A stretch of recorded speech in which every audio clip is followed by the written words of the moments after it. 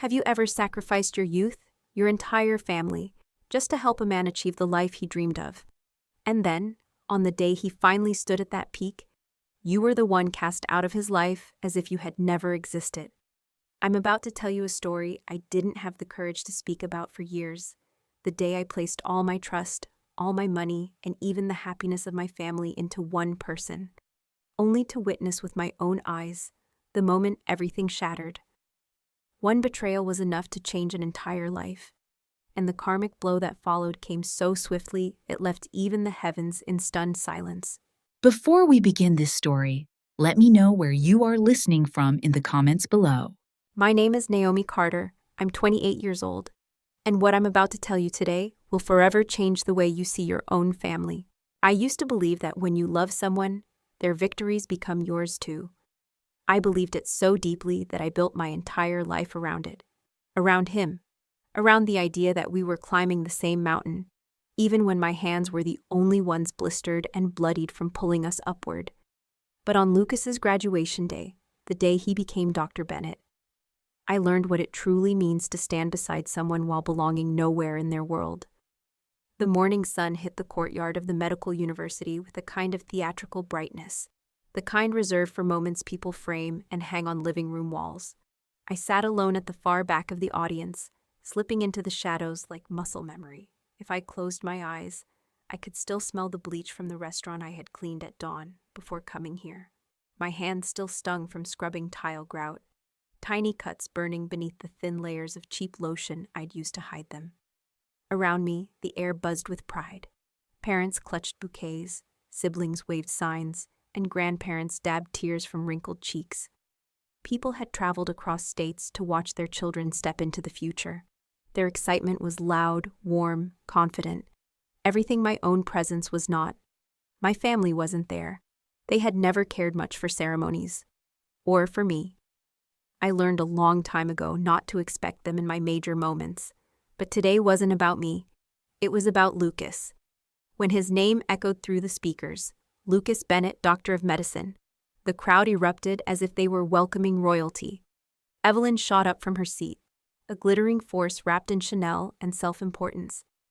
Her diamond bracelet caught the light as she waved with both hands, calling his name like she was summoning him to a private kingdom. Lucas turned toward her with a bright smile and lifted his hand, not toward me. I swallowed the ache quickly, pretending it was just emotion, just pride. But something else stirred beneath the surface, something colder, sharper. A tiny fissure that felt like the whisper of a future I didn't yet understand. He walked across the stage, tall, handsome, polished in a way only expensive upbringing could produce. But I knew the version of him that didn't show in photos, the one who had cried over failed anatomy exams, who had paced at midnight terrified he wasn't good enough, who had nearly dropped out when loans dried up. No one here would ever know that the only reason he made it through was because I had worked double shifts, triple shifts, shifts that blurred days into weeks. I'd brought him food between jobs, slipped $80, $200, sometimes $600 into his hands without asking for it back. I'd paid for his textbooks, his board prep courses, his retakes. He always said he'd pay me back one day, but repayment was never what I wanted. I wanted to be seen, to be valued, to belong somewhere in his world. After the ceremony, the courtyard transformed into a celebration. Evelyn strutted toward Lucas like a queen reclaiming her heir, and photographers swarmed around them. She kissed both his cheeks, brushing invisible dust from his pristine white coat as if polishing her trophy. "You made me so proud, sweetheart," she declared loudly enough for half the courtyard to hear. "I always knew you'd be extraordinary." Always knew? She hadn't believed in him enough to cover a single bill when he needed her. Lucas flashed me a quick smile, the kind someone gives a friendly acquaintance in a crowd. "Naomi, come take a picture with us." But each time a camera lifted, Evelyn shifted her body, subtly edging me out of frame. She did it so gracefully, so strategically, it almost looked accidental. Almost. I'd seen enough of her maneuvers over the years to know better. We took a few photos, though in every one, I stood at the margin, like a footnote to his success. A group of Lucas's classmates walked by and congratulated him loudly, offering handshakes and inside jokes. Someone slapped his back and shouted, "Bennett, the prodigy, knew you'd crush it." Prodigy? He had almost failed twice. He had almost quit. He had almost drowned, while I held his head above water. But today, I was invisible, a ghost with a grocery store bouquet wilting in my hands. At some point, I stepped away from the crowd. I told Lucas I needed to use the bathroom, but the truth was simpler. My chest felt tight, and I needed air that wasn't perfumed with Chanel and superiority. I walked toward the edge of the campus where the sunlight softened and the noise faded. Behind a row of oak trees, I finally let myself breathe. My palms were sweaty, my heart unsettled. I knew I should be happy, ecstatic even. This was the day we'd worked toward for years. The day his sacrifices and mine were supposed to converge into one bright, shared future. So why did I feel hollow? Why did I feel like something essential had slipped away from me as Lucas walked across that stage? A breeze brushed my cheek, and for a moment I let myself imagine a different version of this day. One where Lucas grabbed my hand in front of everyone. One where he thanked me publicly, the way he had and whispered promises over ramen cups at 2 a.m.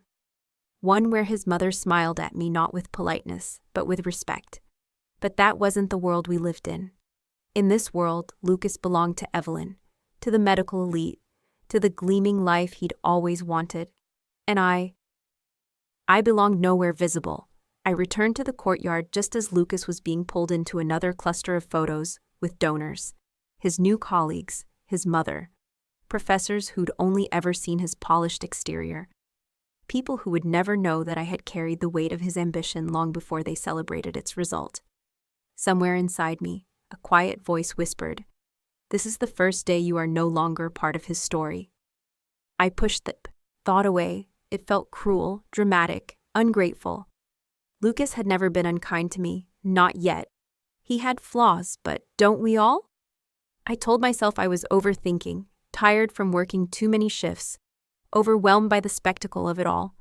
Still, the ache in my chest refused to disappear. By the time the ceremony ended and Lucas disappeared into a circle of people planning a celebratory dinner I hadn't been invited to, I knew the truth. Love doesn't shield you from being forgotten. Sacrifice doesn't guarantee a place beside someone. Sometimes you spend years watering a garden just to discover someone else will harvest the fruit. I walked to the parking lot alone, the bouquet crumpling in my tired hands, and I told myself it was okay, that this was his moment, that mine would come later, that he would remember me when the noise faded. I didn't know then that this day, this seemingly perfect celebration, was the quiet prelude to the storm that would one day tear my life apart. And that long before Lucas ever betrayed me with his actions, the fracture began right here, with a white coat he wore proudly, and a woman he forgot to look back at. If someone had told me that the most violent moment of my life would arrive quietly, in a silk-lined envelope passed across a dinner table, I would have laughed. Violence to me had always been loud, sudden, something you heard before you understood.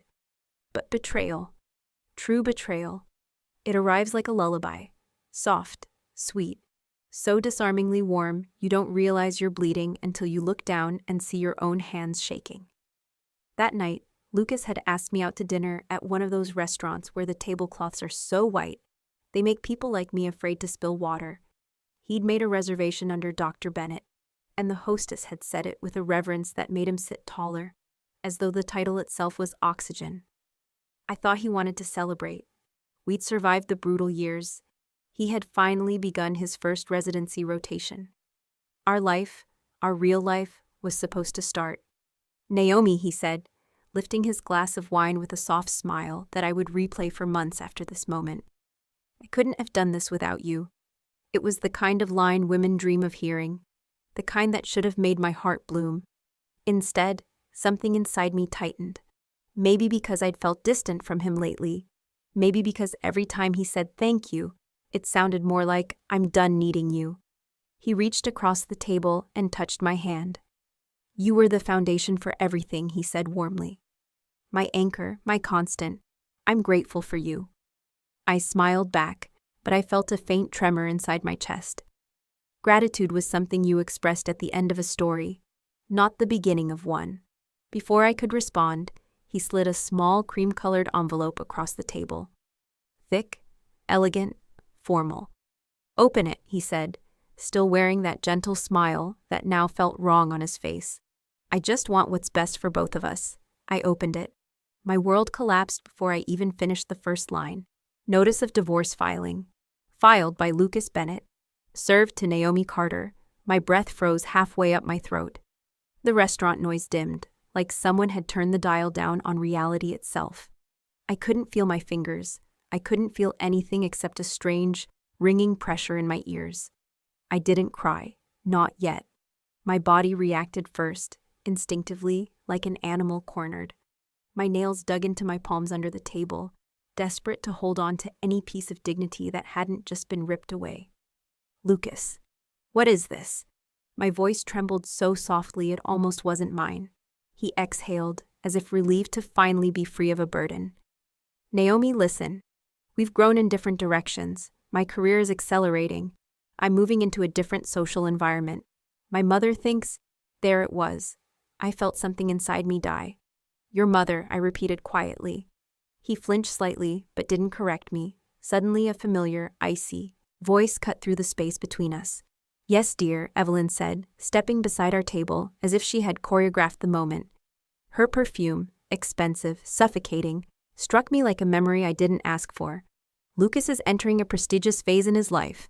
And quite frankly, she glanced at my dress. Cheap. Wrinkled from the dryer. Purchased during a 60% clearance sale. This arrangement has run its course. Be grateful he's doing this now.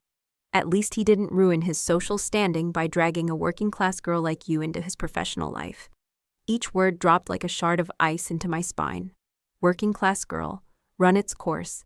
Social standing. Lucas didn't object. He didn't defend me. He didn't even blink. He simply looked down at his wine, like the label on the bottle suddenly became the most interesting thing in the room. I felt the betrayal crack open inside me.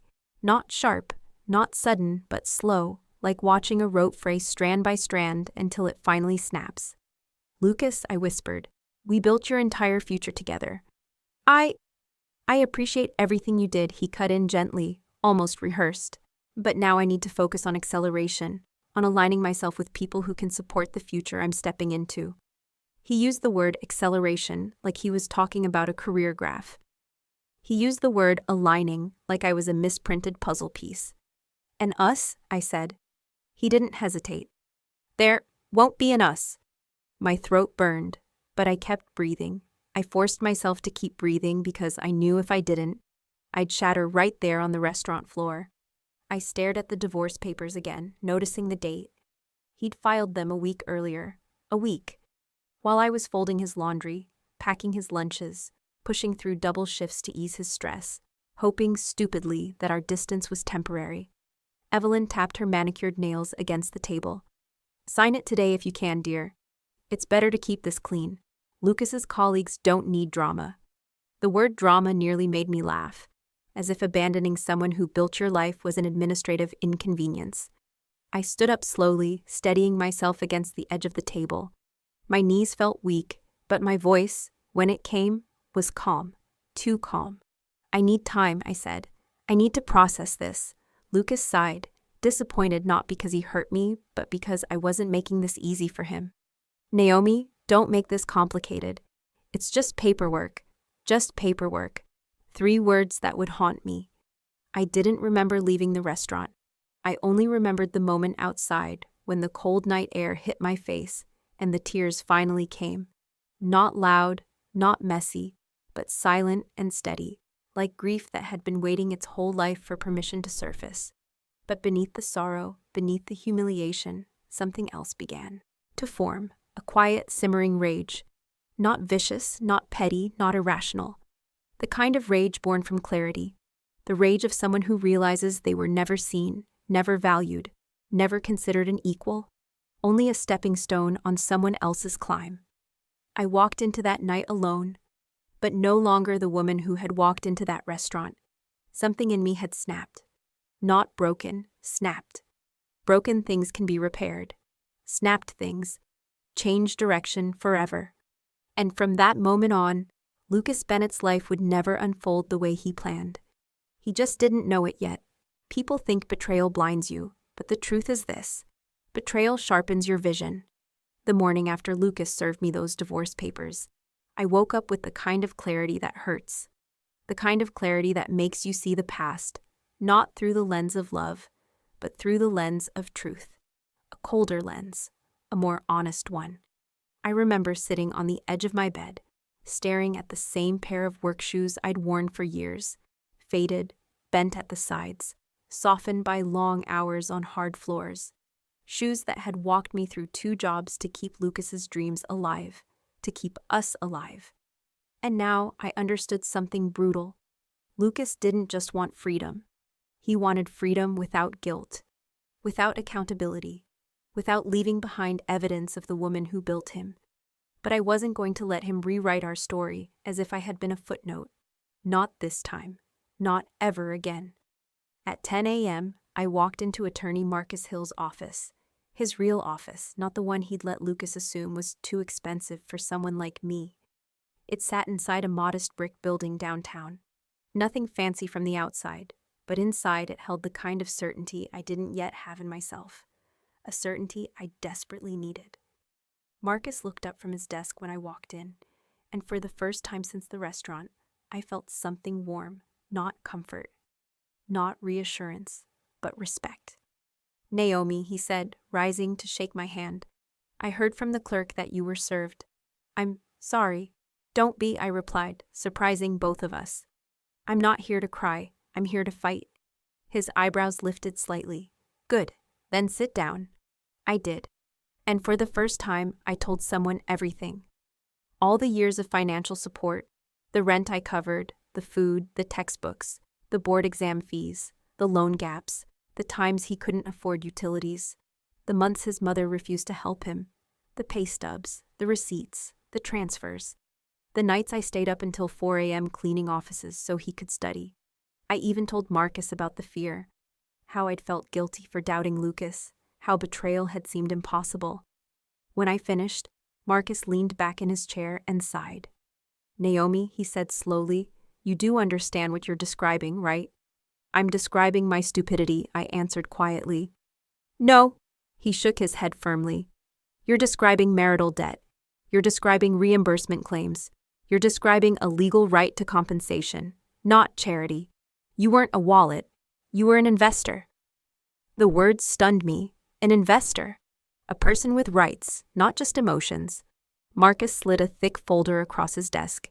Inside were printouts of case law, financial breakdowns, and a preliminary draft of a counterclaim. My counterclaim. "You don't have to take revenge," he said calmly, "but you do have to protect the part of your life you poured into his. If you don't, he'll walk into his future pretending you never existed." I swallowed hard. Will a judge even take this seriously? Marcus's gaze sharpened. "Naomi, you funded half his degree. That's a $500,000 education. And you supported him through the failures his colleagues worship him for surviving.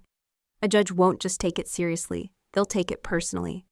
I felt something rise inside me, not anger, not bitterness, power. For the first time in years, I felt it sitting somewhere inside my chest, waking up like a creature I had forgotten existed. "But isn't this cruel?" I whispered. "To go after him like this?" Marcus leaned forward, his voice lowering. "Cruel," he said. "Cruel is using your love to build his life, then tossing you aside so you don't embarrass him. Cruel is hiding behind his mother. Cruel is pretending you never mattered. What you're doing, Naomi, isn't cruelty." He paused. "It's self-defense." Those words broke something open in me. Not a wound, but a chain. For years, I'd been afraid of becoming vindictive, bitter, petty, all those words women get accused of the moment they stop suffering silently. But Marcus was right. This wasn't vengeance. This was reclamation. Later that afternoon, Lucas and Evelyn arrived at Marcus's office for what they assumed would be a quick, amicable discussion. Evelyn walked in first, her perfume hitting the room before she did, followed by Lucas, who looked irritated to be in a place that didn't worship his title. They did not expect to see me sitting upright beside Marcus, calm, composed, and unbroken. "Naomi," Lucas said stiffly, "why involve a lawyer? We could have handled this like adults. You mean handled this quietly, I thought. Handled it conveniently, handled it in a way that preserved your image. Out loud, I said, I prefer clarity. Evelyn scoffed. Clarity? There's nothing to clarify. Lucas has been more than generous. Marcus cleared his throat, lifting a hand. Actually, he said, there's quite a bit to clarify. He opened the file, and the room shifted. Per North Carolina marital law, he began, Ms. Carter is entitled to reimbursement for all financial contributions made toward Mr. Bennett's professional advancement. We have documented payments totaling. He paused for effect. $264,000 in direct support, and an estimated $200,000 more in indirect expenses and opportunity cost. Lucas froze. Evelyn's smile cracked like glass. Marcus continued, papers sliding like knives across the table. Additionally, we reserve the right to pursue emotional damages due to deceptive abandonment and financial exploitation. The claim includes... That's enough, Lucas snapped, his voice cracking. Naomi, what is this? What you owe, I said quietly. Not what I want, not revenge, just the truth. You can't be serious. I supported you too. When? I asked. He opened his mouth, closed it, looked at Evelyn. She glared at me with the fury of someone watching her investment collapse. This is absurd, she hissed. We are not paying her a dime. Marcus didn't even look up. Mrs. Bennett, in this situation, you don't get to decide. And neither does your son. Lucas clenched his fists, anger flushing across his face. How dare you, he whispered. How dare you do this to me? I felt a strange calm settle over me. You threw me away, I said. You don't get to be shocked that I caught myself. Silence fell. Thick, heavy, unavoidable. Marcus closed the file and delivered the final strike with the precision of a man sharpening a blade. So here's the offer, he said. Either we proceed with the reimbursement claim, which, given evidence, will likely succeed, or Ms. Carter can choose to walk away. Under certain terms. Lucas swallowed. What terms? Marcus leaned back with a slow, practiced smile. We'll let you know. And just like that, the dynamic shifted. For the first time, Lucas looked smaller. Not humiliated, yet. Not broken, yet. But shaken. He had expected me to crumble. Instead, I stood my ground. I was done begging for love. Done shrinking to fit. Done letting people like Evelyn decide my worth. I left the office that day knowing something essential. Lucas might have ended our marriage, but I was ending the version of myself that let him. I was not blind, not anymore. And the next chapter of my life, of our story, would no longer be written by him. There's a strange kind of stillness that comes after a storm, not peace, not relief, but an echo. A hollowing, a silence that asks quietly, now that everything has collapsed, who are you without the ruins? That was the question I faced in the days following the confrontation with Lucas and Evelyn.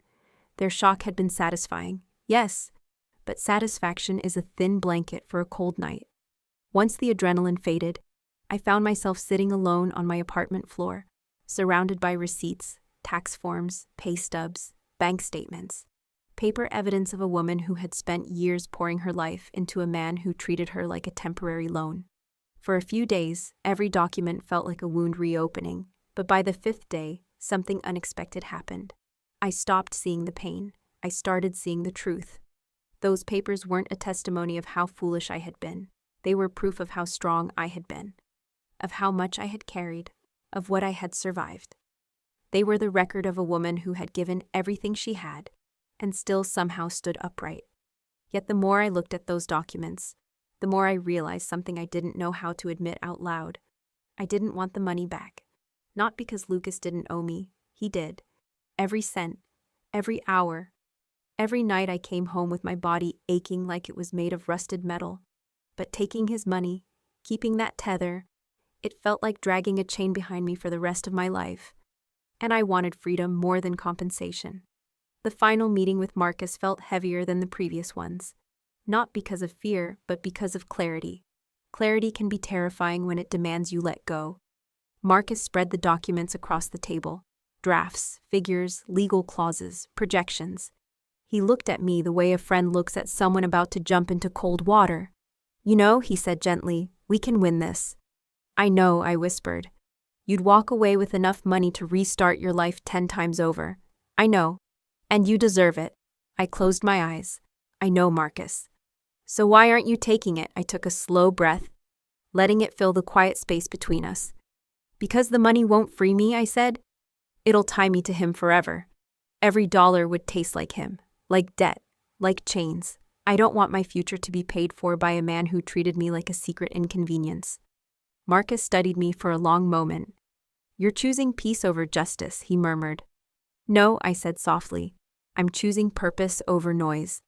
The day we met with Lucas again, a cold rain poured over Charlotte, streaking the office windows like someone had taken a brush dipped in gray and pulled it down the glass. Lucas arrived first, with Evelyn at his side. Their umbrellas matched. Their impatience matched even more. Marcus motioned for me to sit. Let's begin. Lucas leaned forward, tension tightening his jaw. Just tell us what you want, Naomi. What's your number? I looked him straight in the eyes. I don't want your money. The silence that followed was so absolute it could have cracked the walls. Evelyn blinked, visibly confused. Excuse me? I repeated it calmly. I don't want reimbursement. I don't want compensation. I don't want a single dollar from you. Lucas frowned, suspicion flickering across his face. What's the trick? There's no trick, I said. I'm giving up the claim. Evelyn laughed, a sharp metallic sound. Oh, sweetheart, you really are who I thought you were. A girl with small dreams. I didn't react. Instead, I placed a signed document on the table, pushing it forward with steady hands. This states that I am waiving all financial claims. I want nothing from you. Lucas eyed the paper cautiously. Then what do you want? I looked at him carefully, the way you might look at a book you finally finished. I want complete freedom, a clean break, no alimony, no communication, no connection. And I want a clause that guarantees you will never contact me again. Not in 5 years, not in 20, not ever. Lucas blinked, stun freezing him in place. Never, never, I repeated. Evelyn snorted. That seems unnecessarily dramatic. Marcus cleared his throat. Actually, it's entirely legal. And final. Irrevocable. Lucas's eyes were unreadable, part confusion, part relief, part something else he didn't want to acknowledge. But Naomi, he said slowly, why do you want it like this? A small smile touched my lips, sad, but steady. Because I don't want anything from a man who valued my sacrifice only when it benefited him. Keeping your money would make me remember you every time I used it. And I want you out of my life in every way, including financially. He leaned back, visibly stunned. Evelyn looked like she'd accidentally swallowed a lemon whole. You're making a mistake, she snapped. No, I said, turning to her calmly. I made my mistake years ago. I'm fixing it now. I reached for the pen, pausing only once. I want one more statement added, I said softly. Marcus looked up. What is it? That this agreement is final by my choice. That I sought no restitution. I wanted on record that I walked away on my terms. Marcus nodded, writing swiftly. When the paper slid toward me, my hand didn't tremble, not even once. I signed it, set the pen down, and for the first time in years, I felt something uncoil in my chest. A weight lifting, a rope loosening, a breath I didn't know I'd been holding finally escaping my lungs. Lucas watched me with a look that bordered on something unexpected. Not anger, fear, not fear of me. Fear of the life he would walk into without the person who once held him together. I rose from my seat. I wish you well, I said quietly. Not because you deserve it, but because I deserve the peace of forgiveness. Then I turned to leave. Before I stepped out the door, I glanced back for the last time. Goodbye, Lucas. And it wasn't the goodbye of a woman left behind. It was the goodbye of a woman who had finally reclaimed her life. A woman who didn't want revenge that destroyed, but revenge that freed. The price of the white coat had been high, but the price of my freedom, I paid it gladly. 1 year can feel like a blink or a lifetime. For Lucas Bennett, it became both. Fast enough for him to lose himself, slow enough for karma to carve him open. For me, that year was quiet. It was healing. I built the first foundations of the Carter Light Foundation, signed my first grant, took my first real breath in years. I learned how to sleep again, how to eat without rushing, how to exist without bending myself into the shape of someone else's ambition. I did not think about Lucas often, but when I did, it wasn't with bitterness. It was with a strange, distant curiosity. What does a man become after he destroys the only person who ever held him together? I would soon find out. Lucas's new life, at least from the outside, was everything he had once told me he wanted. A penthouse with glass walls, a BMW parked beneath it, a rotation at one of the most prestigious hospitals in Charlotte, colleagues who toasted to his brilliance, who called him Bennett the Star, who asked him for advice he barely had time to give. Evelyn paraded him like a prize stallion at every charity gala, every medical fundraiser, every upper-class event with too much champagne and too little soul. The world treated him like a young god in a white coat. But the thing about pedestals is this: they are built tall, but never built strong. And Lucas was already cracking. Just a few months into his new residency year, he began experiencing small tremors in his right hand. At first he ignored them, chalked them up to exhaustion, to nerves, to residency life, the same way he ignored anything that threatened his image. But tremors don't disappear because you have a title, or a penthouse, or a mother who insists you're perfect. They grow. His colleagues didn't notice at first. He was good at pretending. Lucas always had been. But the stress of maintaining that image ate at him. He had learned to exist in a world where weakness was unacceptable, where vulnerability was a disease, and where failure was something to be buried under a smile. From what I later learned, everyone saw the same thing. Lucas smiling at cocktail parties, yet his hands gripping his glass, with the stiffness of a man trying not to drop it. Lucas laughing with colleagues, while his breaths came slightly too fast, too shallow, Lucas performing in the OR until the day the numbers on the monitor blurred in front of his eyes. That day changed everything. He was assisting in a surgery, a simple case, routine. He had done more difficult procedures in medical school, but as he looked at the screen, the numbers began to shift. Not change, but blur, as if someone had smudged reality with their thumb. His vision tunneled, sweat gathered at the base of his neck. His fingers twitched. "Bennett?" the lead surgeon asked, glancing at him sharply. Lucas blinked rapidly, trying to force his eyes to focus. But the numbers split again.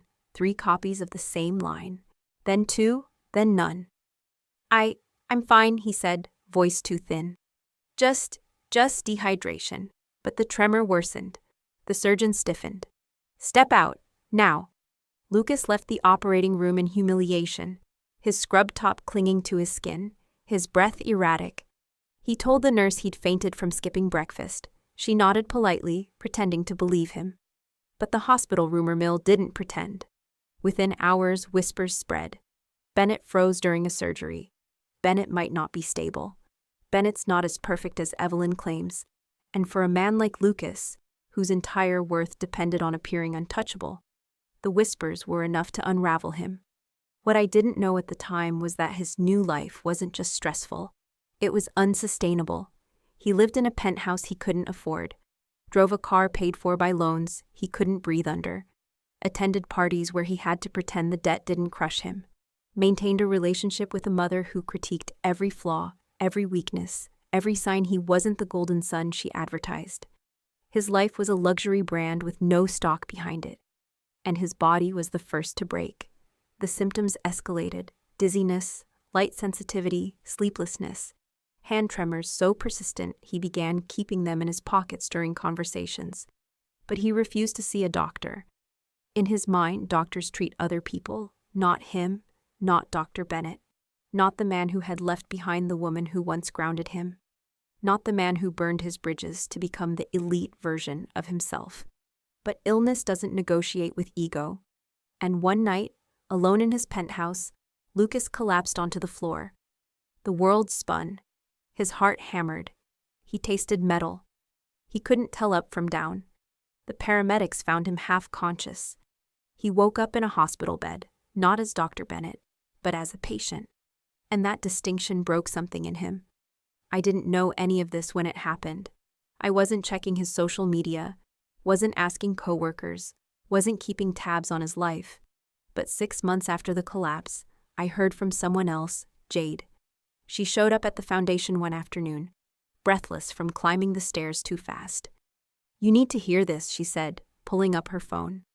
There on the screen was a photo Evelyn had posted from a gala. Lucas was in the background, thin, tired, eyes hollow, his right hand curled tightly into a fist, as if trying to hide its tremor. "He looks sick," Jade whispered. I stared at the photo for a long time, and I realized something I hadn't expected. I didn't feel triumphant. I didn't feel satisfaction or revenge or victory.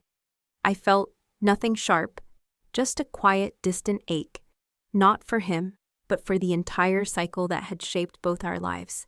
The ambition, the pressure, the expectations, the delusion that climbing higher would make us whole. Jade touched my arm gently. "Are you okay?" I nodded, because I was. Truly, deeply, unexpectedly okay. Karma wasn't a storm that tore people apart. It was a mirror, and Lucas was finally being forced to look into his. Behind his luxurious life, behind the penthouse and the white coat and the expensive meals, something fundamental had cracked. His body, his health, his image, his certainty, his illusion of invincibility.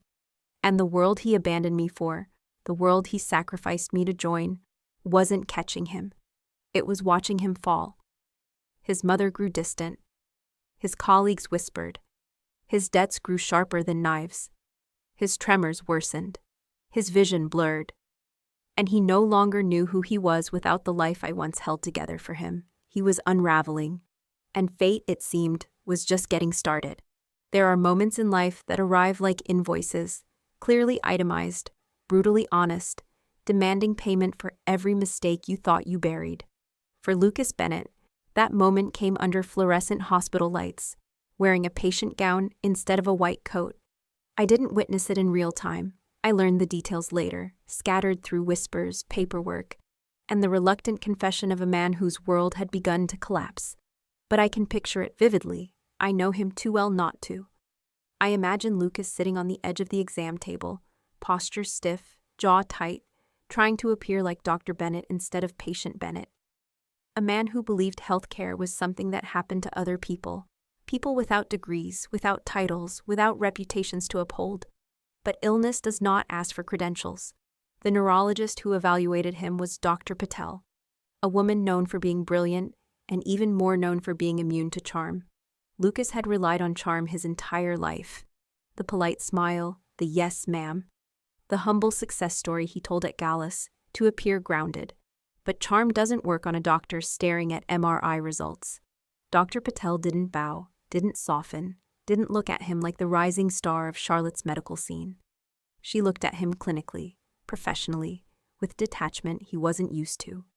"Your tremors have progressed beyond stress-related origin," she said, flipping through the notes. "Your vision changes, numbness and collapse indicate something systemic."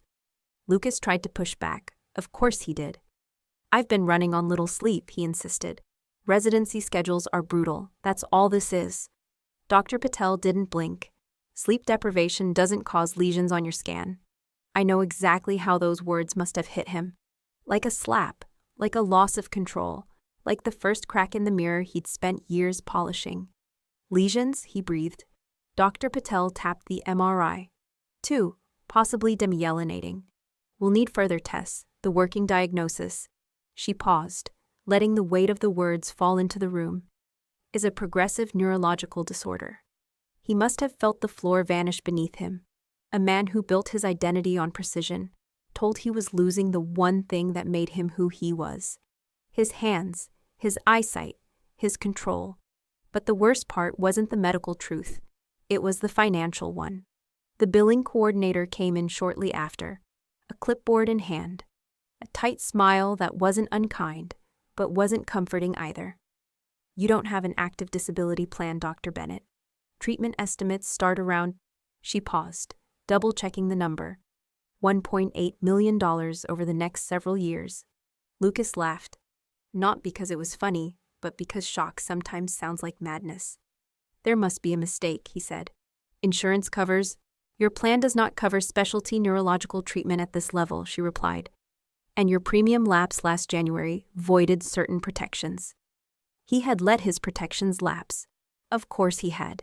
He was too busy living a life he couldn't afford. The coordinator continued, her tone professional. We can offer payment plans. Payment plans? Lucas whispered. For nearly $2 million? She didn't flinch. This is the cost of the care required. The cost of arrogance, I thought later. The cost of prioritizing image over stability. The cost of burning bridges you'd eventually need to cross again. The part that stunned me most wasn't the diagnosis. It was what came after. He went home that night and told Evelyn. From what I heard, she didn't cry. She didn't ask if he was scared. She didn't even sit beside him. Her panic was focused entirely on what she stood to lose. What do you mean you can't operate? She demanded. How will you maintain your salary, your reputation? How will you pay your loans? How will we afford the house, the events, the lifestyle we've built? We. Not he. Not Lucas. We. Lucas told her the truth, that his symptoms were worsening, that he didn't know if he could stay in surgical residency, that he needed help. And what did his mother say? All witnesses agree on this part.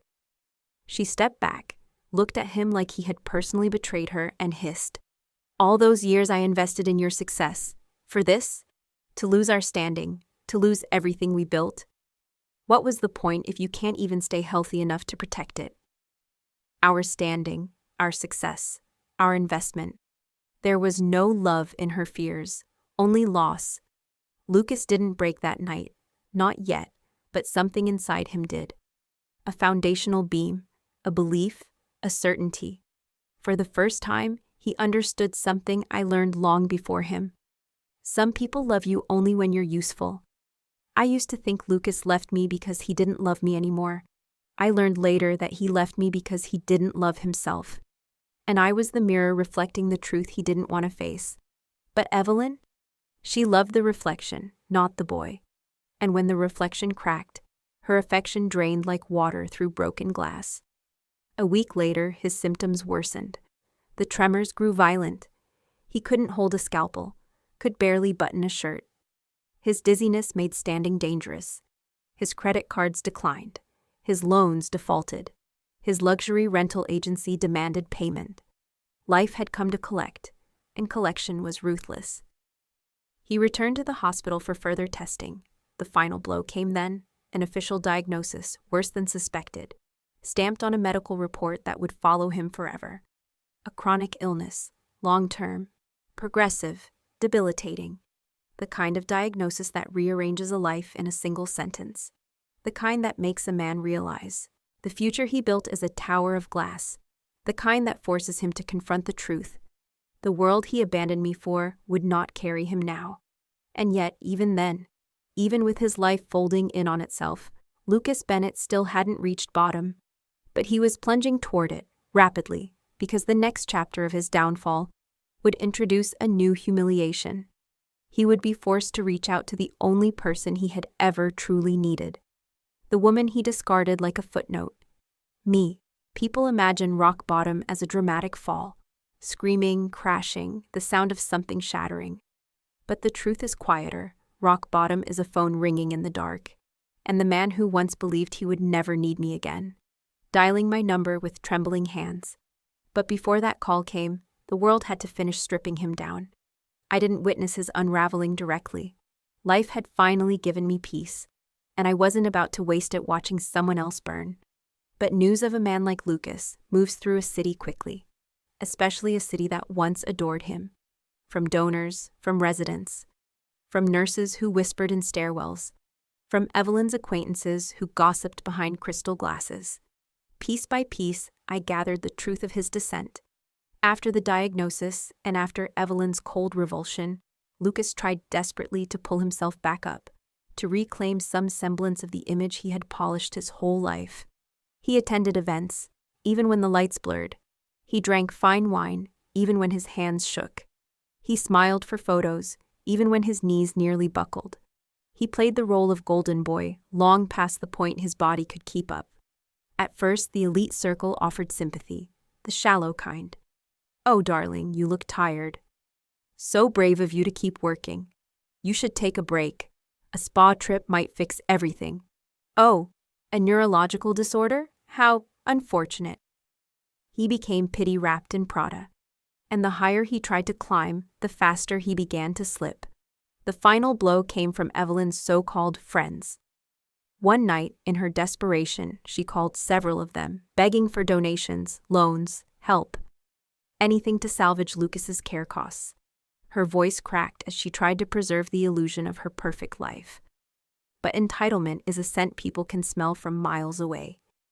One woman, an old friend of hers from the ladies' social circle, offered a response so cold it became infamous.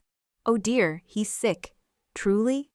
Well, I'll send him a very expensive get-well-soon card." A card. A card instead of money.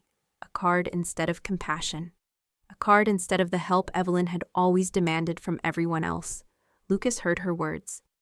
He heard the emptiness, the false sweetness. And for the first time, he saw the truth. People cared about him only as long as he played his part. Now, stripped of usefulness, he was nothing more than a sad story to gossip about. He spiraled after that. Medical bills towered. Collectors called. Loans defaulted. His residency placed him on medical leave. And then came the humiliation he never expected. The hospital revoked his surgical clearance. To a man like Lucas, that wasn't paperwork. It was death, his identity, his pride, his future, all erased with a single administrative decision. Afterward, he spent weeks inside his penthouse, lights off, curtains drawn, unable to face the life he'd built on, shallow foundations. But sickness doesn't wait for you to gather courage. It advances. His tremors worsened until he could barely hold a phone. His dizziness intensified. His eyesight blurred so badly he couldn't read the labels on his medication bottles. And finally, alone, terrified, drowning in bills and silence, he looked for the only person who had ever saved him when he fell. Me. I wasn't expecting the call. I was in my office at the Carter Light Foundation, reviewing applications from low-income families needing medical grants. The space was warm, sunlit, humming with quiet purpose. My purpose? Jade burst through the door, holding her phone. "Naomi," she said, breathless. "You need to see this." A missed call, a voicemail, a name I hadn't spoken aloud in a year. Lucas Bennett. I stared at the screen, not with fear, not with longing, just astonishment. "Play it," I told her. She hesitated. "Are you sure?" "Yes." The voicemail crackled. A shaky inhale, then his voice, broken, hoarse. Nothing like the confident man I once knew. "Naomi, it's Lucas. I didn't know who else to call. I'm sick. I'm really sick. And I need help. Please, I need you." The silence after his words wasn't painful. It was strangely peaceful, like watching the last page of a book you no longer lived inside. "Delete it," I said quietly. Jade blinked. "You sure?" "Yes." She held her phone, conflicted. "Naomi, there's more." Before I could speak, she shoved her phone toward me. Another message, this time text. "Jade to Lucas. Don't ever contact Naomi again. She bought her freedom by walking away from your money. You owe her peace now. And you need to pay the price of your arrogance. Yourself." A second later, she had sent him another. "She's not your lifeline anymore." I exhaled slowly. "Jade," I said, "that was harsh." "It was honest," she snapped. And he needed to hear it.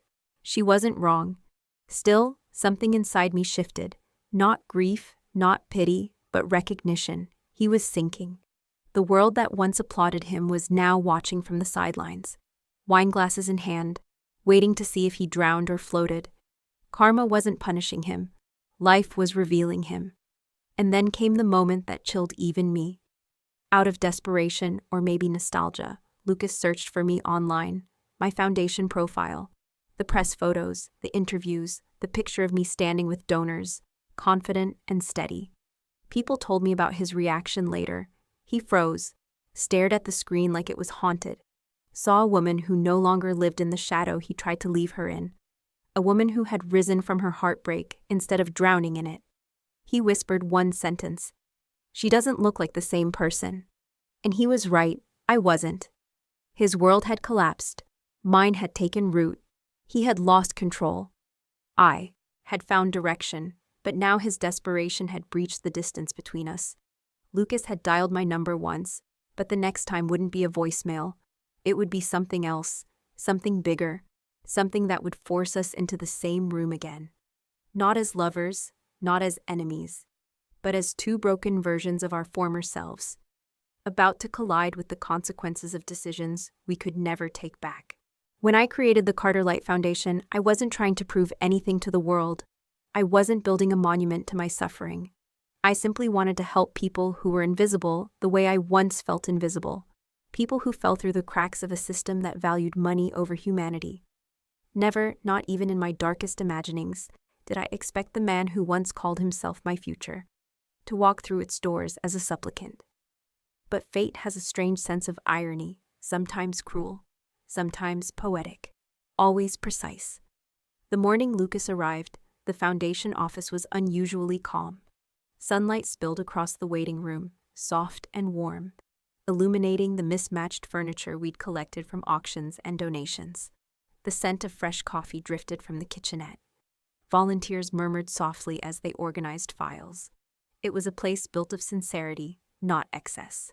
Nothing like Evelyn's world of polished facades. I was in my office reviewing grant applications when Jade poked her head in. "Naomi," she whispered, eyes wide. "He's here." I didn't need to ask who. The air around her already told me. My pulse didn't spike. My breath didn't catch. I felt steady. "Bring Marcus," I said. She nodded and hurried away. Moments later, Marcus stepped into my office, adjusting his tie. "You ready?" I considered his question carefully. Was anyone ready for their past to walk in bleeding? Was anyone ready to face the ghost of the life they'd buried? "Ready enough," I said. I heard Lucas before I saw him. His breathing had changed in the year since I last heard it. Shakier, shorter, as if each inhale had to be negotiated with his failing body. When he entered the conference room, he didn't stride the way he used to. He moved slowly, painfully aware of every pair of eyes that watched him. He looked smaller, not physically, though he had lost weight, but smaller in the way a person shrinks when stripped of illusion. As if life had sanded down every sharp edge until he was only what remained when ego had been carved away. His eyes met mine. For a moment, the room fell silent, not because of shock, but because this was the first time we were seeing each other as we truly were, not as husband and wife, not as victim and perpetrator, but as two people standing on opposite sides of a life neither of us expected. He opened his mouth, voice trembling. "Naomi," I lifted a hand gently. "We'll keep this professional." He closed his mouth immediately, throat tightening. Marcus sat beside me, placing Lucas's application file on the table. The folder was thick, proof of financial hardship, medical reports, debt notices, termination letters. A year of unraveling captured in paper. Lucas swallowed hard. "I'm applying for assistance." I didn't speak. Marcus did. "Mr. Bennett," he said with a polite but firm tone, "please understand that the Carter Light Foundation assists patients based on financial need, stability projection, and medical eligibility. Your previous relationship with Ms. Carter does not influence approval." Lucas shifted, shame dragging through his movements. "I know, I don't expect special treatment," the irony stung. Because he had expected special treatment from everyone else his whole life, Marcus continued, flipping through the papers. "Before we proceed, do you understand that acceptance into this program requires full compliance, including relocation to one of our rural partner clinics, mandatory service hours, financial oversight, and long-term commitment?" Lucas nodded slowly. "Yes, I'll do whatever is needed." His voice cracked on the last word.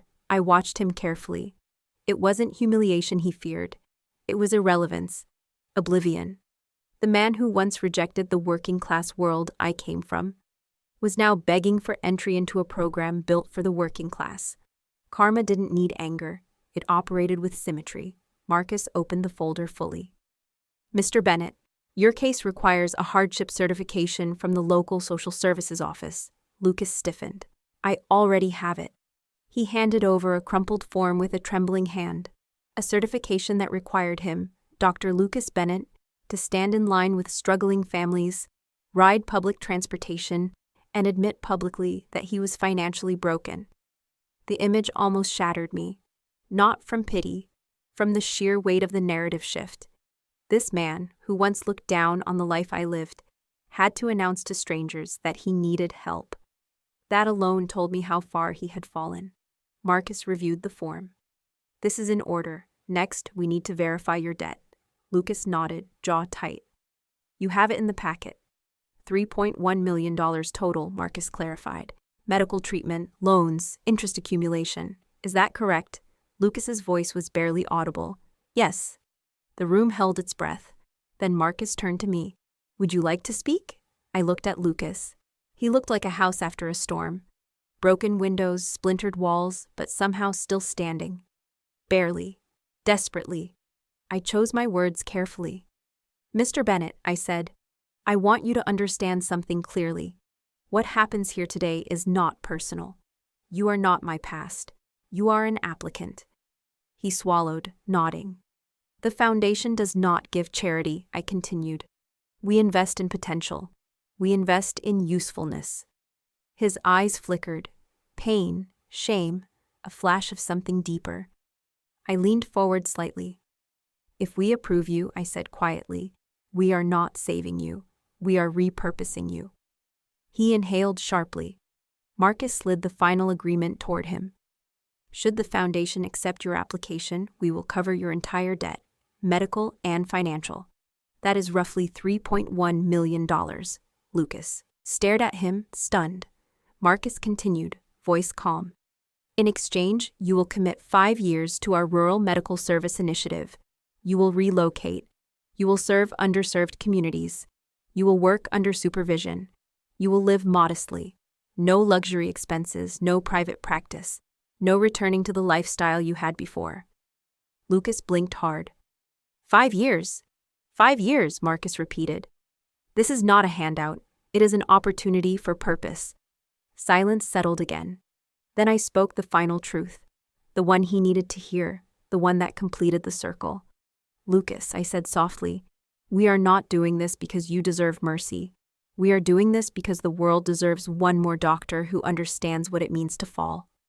He shut his eyes, and for the first time since I'd known him, he didn't fight. He simply whispered, "Thank you."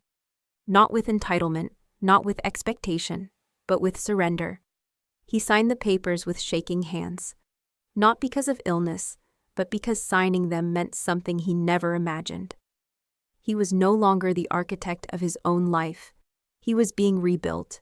And I wasn't doing it out of love, not even out of revenge, but out of purpose. He would serve, he would heal, he would be useful again. And this time, not for himself, not for Evelyn, not for prestige, but for people who needed him. The chapter of destruction was ending. The chapter of transformation was about to begin. There is a particular silence that falls over a person right before they surrender their pride. Not the silence of peace. No, it's the silence of a man standing at the edge of himself, realizing there is nowhere left to run, nowhere left to hide, and nothing left of the empire he once believed was invincible. That was the silence Lucas carried when he stepped into the social services office. I wasn't there, but when he later described it, haltingly, awkwardly, humiliatingly, I could see the scene with a clarity sharper than memory.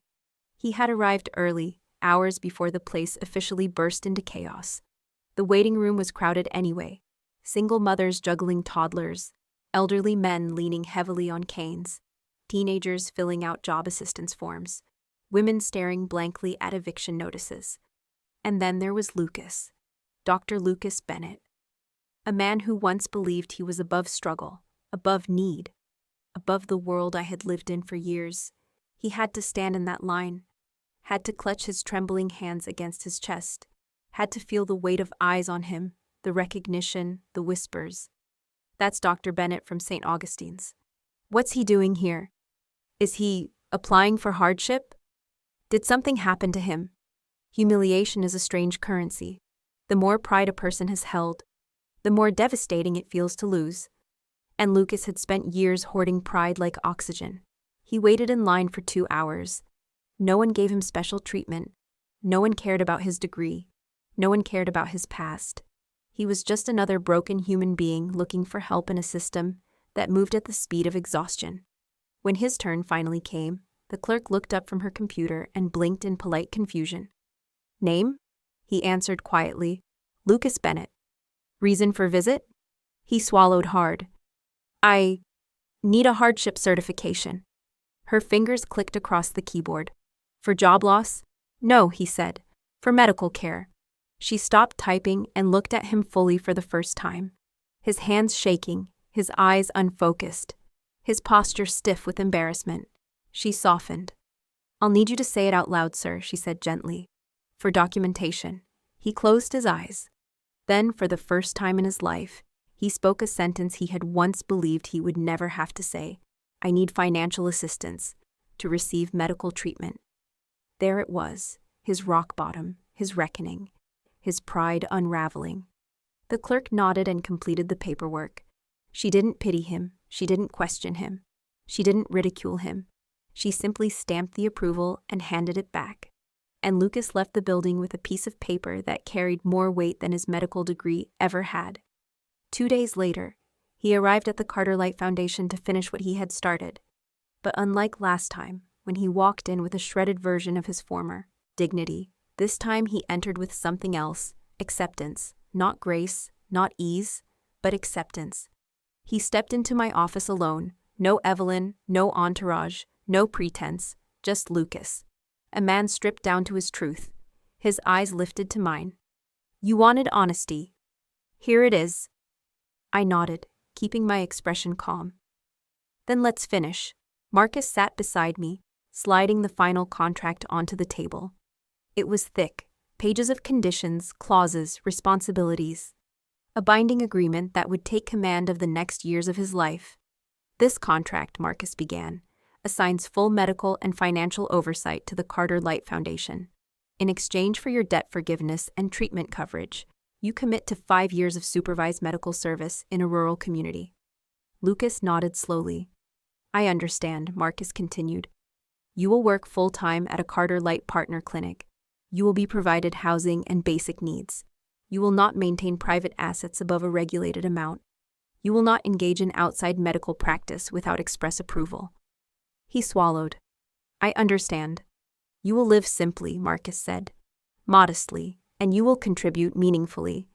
A tremor ran through Lucas's jaw. "I can do that. We'll evaluate your performance every 6 months. I understand." "And if you abandon your service," Marcus said quietly, "your debt will be reinstated in full." A shadow passed through Lucas's expression. This was not mercy. This was not charity. This was purpose. The world had taken everything from him. Now he would give something back. Marcus placed a pen in front of him. "If you sign, the foundation assumes full responsibility for your medical care, valued at $3.1 million. Lucas stared at the pen, stared at the lines where his signature would bind him. His hands trembled, violently at first. Then he placed his left hand over his right to steady it, and then he signed. Each stroke of ink like a chapter closing, each letter like a confession, each curve like a surrender. The moment he lifted the pen, something in the room shifted.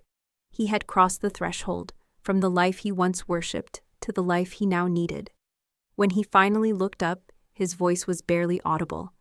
"Is this my second chance?" There it was. The question that had been haunting him long before the illness arrived. The question no medical textbook could answer. I studied him, the man I once loved, the man who had destroyed me, the man who had been destroyed by everything he pursued. And for perhaps the first time in our entire relationship, I answered him without anger, without nostalgia, without bitterness, just truth. "No," I said softly. "This isn't your second chance." He blinked, confused. "This is your first real chance," I clarified. "Your first chance to become someone you're not ashamed of." Emotion flickered across his face, raw, unguarded, painful. He nodded once, slowly. "Thank you, Miss Carter." Not Naomi. Not the woman he once claimed to love. Not the person he once discarded. Ms. Carter, professional, distant, respectful, exactly as it should be. As he stood to leave, he paused at the doorway. I hope, one day, I can become someone worthy of the help you're giving me. I didn't offer him comfort. I didn't offer forgiveness. I simply said, that's up to you now. He nodded again, then stepped out into the hallway, leaving behind the last remnants of the life he had once chosen over me, and walking forward into the first life he would build through humility, service, and the quiet, painful work of redemption. People talk about revenge as if it's fire, hot, consuming, destructive. But what no one tells you is that true revenge is quiet. It doesn't scorch. It reshapes. And sometimes the most devastating revenge is giving someone the chance to finally become the person they should have been all along. Lucas's new life began 5 months after signing the contract. The foundation placed him in a rural clinic in Delta, Mississippi, a place where the roads cracked from summer heat, where the air smelled like soil and wood smoke, where houses leaned slightly from age, and where people carried their hardships openly rather than pretending they didn't exist. He wasn't Dr. Bennett here. He was simply Doc. No penthouse, no prestige, no Evelyn polishing his reputation, no fundraisers with champagne fountains and glittering donors. Just a small clinic with peeling paint, a waiting room full of exhausted families, old chairs that squeaked every time someone shifted, and the unmistakable sincerity of people who needed help more than they needed compliments. He lived in a modest little house the foundation secured, tin roof, creaky porch steps, mismatched appliances. The kind of place he once said he'd never survive in. Yet life has a way of stripping you down until the simple things feel like gifts. And in that simplicity, Lucas finally began to breathe. The first few weeks nearly broke him. He struggled to adjust to the humidity, to the long lines at the clinic, to the children with chronic conditions their families couldn't afford to treat, to the elderly farmers who refused pain medication because they couldn't pay for refills. His symptoms still flared: tremors, dizziness, blurred vision. But his supervising physician, Dr. Hall, had experience working with doctors who weren't perfect. Rural clinics rarely had the luxury of perfection. Use your left hand, Dr. Hall instructed gently when Lucas struggled. Slow down. The patients aren't judging you. Listen more than you speak. People out here have stories. You're not here to be brilliant. You're here to be human. And slowly, painfully, Lucas learned how to be human again. He learned how to take breaks instead of pretending he was invincible. He learned how to ask for help. He learned how to apologize. He learned how to sit with patients instead of towering over them. One day, an elderly woman came into the clinic with severe arthritis. She apologized for wasting his time, saying she didn't want to bother the doctor. Lucas looked at her hands, gnarled, swollen, beautiful in their resilience, and something in him softened. You're not a bother, he told her quietly. You're the reason I'm here. She gave him a small, grateful smile. And before she left, she pressed a tiny homemade loaf of bread into his hands. For your kindness, she said. He cried that night, not because of pain, but because for the first time in years, someone saw him as a person, not a title. As months passed, the community began to trust him. Kids waved at him from porches. Parents asked for his opinion like it mattered. Elderly farmers brought him jars of honey, drawings, quilts, whatever they could spare. Not fancy gifts, not social currency, but genuine gratitude. And Lucas, who once measured worth by prestige, began measuring value differently, in eye contact, in appreciation, in the weight of simple service, in the feeling of walking home after a long day, knowing he gave something real. For a while, I only heard whispers, monthly reports from the clinic, updates from Dr. Hall, occasional notes from Marcus about Lucas's steady compliance. But then one day a letter arrived, handwritten, from Lucas. It was short, careful, respectful. He didn't apologize, not directly. He didn't ask for anything, not pity, not recognition. He simply wrote, I am learning what purpose feels like, not the kind I chased, but the kind that grows from serving others. Thank you for allowing me to do this work. I read it twice, then put it away without replying. Healing doesn't require a conversation. Sometimes witnessing is enough. Nearly 2 years after he began his service, I visited the clinic. Not for him, for the foundation, to evaluate the program. But when I stepped through the clinic door and saw him kneeling beside a small child with asthma, calm, patient, steady in a way I hadn't seen in years, I felt something settle in my chest. Not closure, not triumph, peace.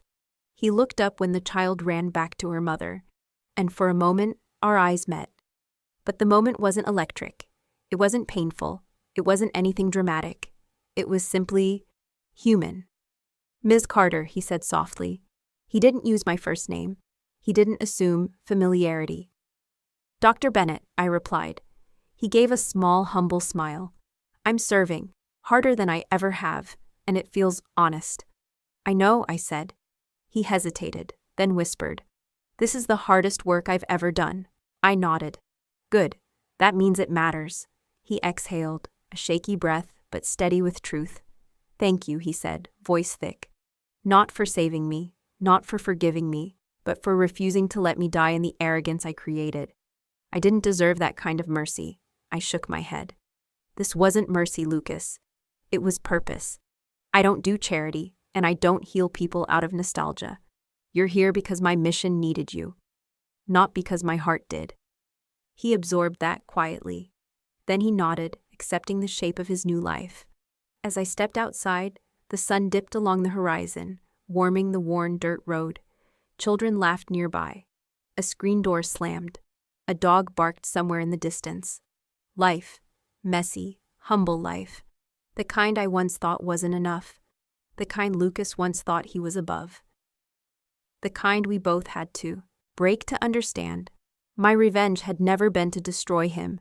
It was to make him useful, to force him to confront himself, to serve, to build meaning from the rubble of the life he ruined. And he was doing it, not perfectly, not easily, but sincerely. As I walked toward my car, I felt a soft, warm breeze brush against my face, carrying the laughter of the children he treated, the gratitude of the patients he helped, the humility he had finally learned. Healing doesn't erase the past, it rewrites its meaning. And the meaning of my past with Lucas was no longer heartbreak. It was transformation. I had rebuilt my life. He was rebuilding his. Both of us finally free in our own ways. And for the first time, I felt ready to let the story end. In the end, when I look back on that journey, I no longer see a shattered love or a betrayal that cut into my skin. I only see two people, one who once sacrificed herself until she was drained, and one who was once so arrogant he turned blind. Both reshaped by life in ways perhaps we each needed. Though neither of us dared to admit it, I moved on. He did too. No longer the people we once were, but the people we were forced to become. If there's anything I've learned, it's this. Sometimes the most beautiful revenge isn't making someone hurt, but making them change. Sometimes karma doesn't strike like lightning. It comes as a mirror, forcing every soul to face itself. And if this story touches you, even just a small part of it, leave a comment. It doesn't have to be long, doesn't have to be dramatic, just honest. Who knows, your words might be the gentle light someone needs as they struggle through their own darkness.